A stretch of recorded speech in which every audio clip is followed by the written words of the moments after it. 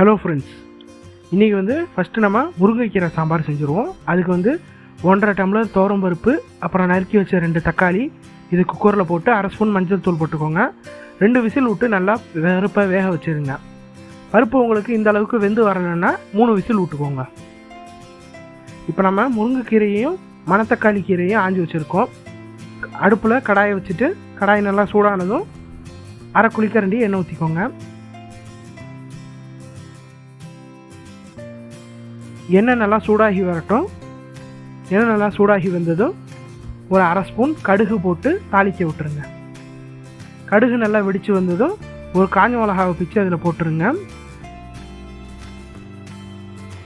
இப்போ நம்ம நறுக்கி வச்சுருக்க ஒரு பெரிய வெங்காயத்தை சேர்த்துடலாம். வெங்காயம் நல்லா வதங்குற வரைக்கும் கிண்டி விட்டுருங்க.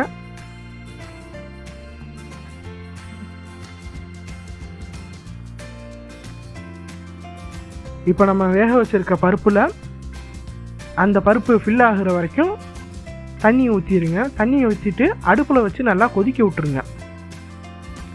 பருப்பு இன்னும் கொஞ்சம் வேகணும், அதுக்காக 2 நிமிஷம் வச்சு நல்லா கொதிக்க விட்டுருங்க. இப்போ கொதித்ததும் அதில் நம்ம மணத்தக்காளி கீரையும் முருங்கைக்கீரையும் சேர்த்துடலாம்.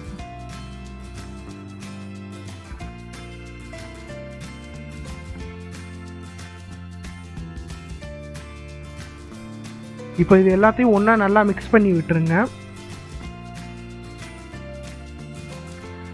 நல்லா மிக்ஸ் பண்ணி விட்டு கீரையை வேகிற வரைக்கும் கொதிக்க விடுங்க. இந்த மாதிரி நல்லா கொதித்து வரணும். ஒரு 2 நிமிஷமாவது ஆகும். அப்படி நல்லா கொதித்து வந்ததுக்கப்புறம் உப்பு போட்டுருங்க. இப்போ நாம் வெங்காயம் எதுக்குமே உப்பு போடலை, இப்போ தான் உப்பு சேர்க்குறோமே. எல்லாத்துக்கும் சேர்த்து தேவையான அளவு உப்பு போட்டுருங்க. இப்போ நம்ம தாளித்து வச்சுருக்க வெங்காயத்தை இதில் போட்டுடலாம். போட்டுட்டு நல்லா ஒன்றா மிக்ஸ் பண்ணி விட்டுருங்க. மிக்ஸ் பண்ணி விட்டு நல்லா கொதிக்க விட்டுட்டு அடுப்பை ஆஃப் பண்ணிடுங்க. முருங்கைக்கீரை சாம்பார் தயாராகிடுச்சு.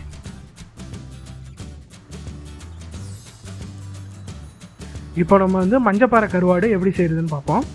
கருவாடை நல்லா சுத்தம் பண்ணி வச்சு தண்ணியில் ஒரு 10 நிமிஷம் ஊற வச்சுக்கோங்க. இப்போ அடுப்பில் கடாயை வச்சு ஒரு 1/2 குழிக்கரண்டி எண்ணெய் ஊற்றிக்கோங்க.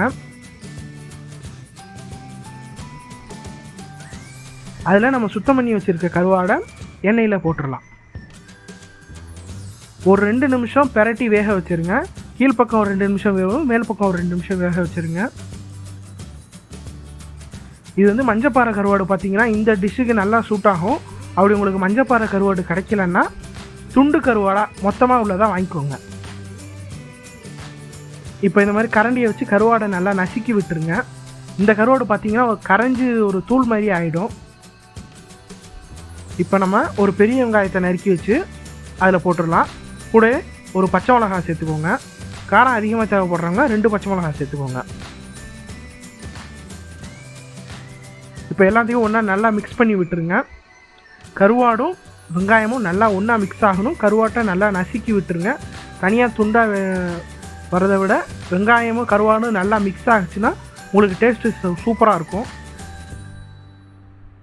இந்த கருவாடு பார்த்திங்கன்னா எல்லா டிஷ்ஷுக்குமே சூட் ஆகும். பழைய சோறுக்கெலாம் சாப்பிட்டிங்கன்னா அவ்வளோ டேஸ்ட்டாக இருக்கும். பழைய சோறு, சாம்பார் சாதம் எல்லாத்துக்குமே சூப்பராக இருக்கும். ட்ரை பண்ணி பாருங்கள். கருவாடு செம்ம டேஸ்ட்டாக இருக்கும். அதுவும் மஞ்சப்பாறை கருவாடு ரொம்ப டேஸ்ட்டாக இருக்கும்.